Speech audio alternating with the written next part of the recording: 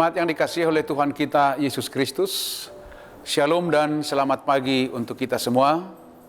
Sebelum kita melakukan aktivitas kita hari ini, marilah kita terlebih dahulu mendengarkan firman kehidupan di pagi hari, Senin 2 Mei 2022, yaitu yang tertulis dalam kitab 1 Korintus 1 ayat 21. Demikian firman Tuhan. Oleh karena dunia dalam hikmat Allah tidak mengenal Allah oleh hikmatnya, maka Allah berkenan menyelamatkan mereka yang percaya oleh kebodohan pemberitaan Injil. Dan yang menjadi tema firman kehidupan kita, Allah menyelamatkan manusia dalam kasih-Nya. Saudara-saudara jemaat yang dikasihi oleh Tuhan, kalau kita baca nats ini dalam terjemahan bahasa Indonesia masa kini, di sana dikatakan, karena bagaimanapun pandainya manusia, ia tidak dapat mengenal Allah melalui kepandaiannya sendiri. Tetapi justru karena Allah bijaksana, maka ia berkenan menyelamatkan orang-orang yang percaya kepadanya melalui berita yang kami wartakan, yang dianggap omong kosong oleh dunia. Dalam bahasa sederhana, nats ini bisa kami katakan bahwa dunia tidak akan dapat mengenal hikmat Allah dengan hikmatnya sendiri.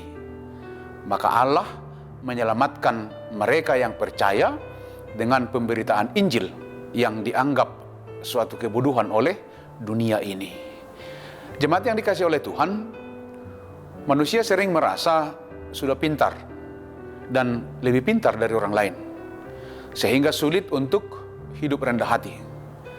Orang-orang Yahudi selalu menuntut bukti. Orang-orang Yunani sangat menjunjung tinggi ilmu pengetahuan dan filsafat. Dalam penyebaran Injil, Paulus menghadapi orang-orang Yahudi dan orang-orang Yunani, yaitu mereka-mereka yang menuntut bukti dan yang melogikakan firman Tuhan.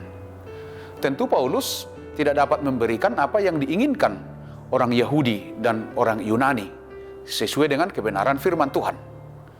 Karena itulah Paulus dianggap tidak menguasai tuntutan-tuntutan orang-orang Yahudi dan orang-orang Yunani.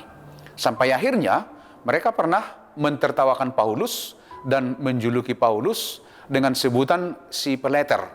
Kalau kita baca dalam Kisah Rasul 17 ayat 18. Karena Paulus dianggap tidak mampu memberikan apa yang diinginkan oleh Yahudi dan Yunani. Paulus dianggap tidak pandai berkata-kata. Secara fisik lemah. Akan tetapi perlu kita sadari bahwa bagi Tuhan Allah tidak ada yang tidak mungkin. Semuanya mungkin bagi Dia. Apa yang bodoh bagi dunia, Tuhan pilih untuk mempermalukan orang-orang berhikmat. Demikian dikatakan dalam ayat 27. Kemudian yang tidak terpandang dan yang hina bagi dunia dipilih Allah. Bahkan yang tidak berarti dipilih Allah untuk meniadakan yang berarti. Dalam ayat 28. Artinya Tuhan Allah menyatakan dirinya kepada manusia sekalipun dengan cara yang tidak terduga. Bahkan dalam kebodohan menurut pandangan manusia. Saudara-saudara jemaat yang dikasihi oleh Tuhan, jalan salib atau Via Dolorosa juga dianggap sebagai kebodohan oleh kaum Yahudi dan Yunani. Karena jalan penderitaan, bahkan mati disalibkan untuk menebus manusia dari dosa adalah sebuah kebodohan. Karena itu Allah berfirman, hanya mereka yang bersedia percaya kepada kebodohan itulah yang akan diselamatkan. Kita tidak dapat mengenal Tuhan dengan mengandalkan pikiran kita sendiri. Sebab Allah bukan hasil karya pikiran manusia, tetapi sebaliknya manusialah ciptaan Allah. Kita tidak dapat mengetahui rahasia Tuhan yang maha besar dengan mengandalkan intelektualitas yang kita miliki. Tuhanlah yang bijaksana untuk menyatakan rahasia kebesarannya kepada kita semua dalam Tuhan kita Yesus Kristus. Oleh karena itu, barang siapa yang percaya akan selamat, dan yang tidak percaya akan binasa. Demikianlah firman kehidupan kita. Selamat beraktivitas, tetaplah semangat, dan jangan lupa mematuhi protokol kesehatan. Tuhan Yesus memberkati kita semua. Amin. Marilah kita berdoa.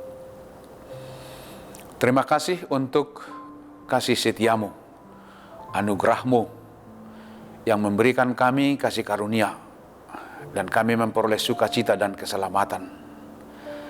Kami telah memasuki bulan yang kelima untuk tahun 2022 ini dan kami merasakan begitu besarnya kasih-Mu terhadap kami sehingga kami dapat melanjutkan kehidupan hingga pada saat ini. Oleh karena itu kami percaya firman-Mu yang sudah kami dengar pagi ini, kami percaya itu akan memberikan kekuatan dan semangat baru untuk melanjutkan aktivitas kami sepanjang hari ini.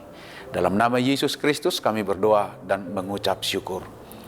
Anugerah dari Tuhan kita Yesus Kristus, kasih setia dari Allah Bapa, dan persekutuan dengan Roh Kudus, itu kiranya yang menyertai kamu. Amin.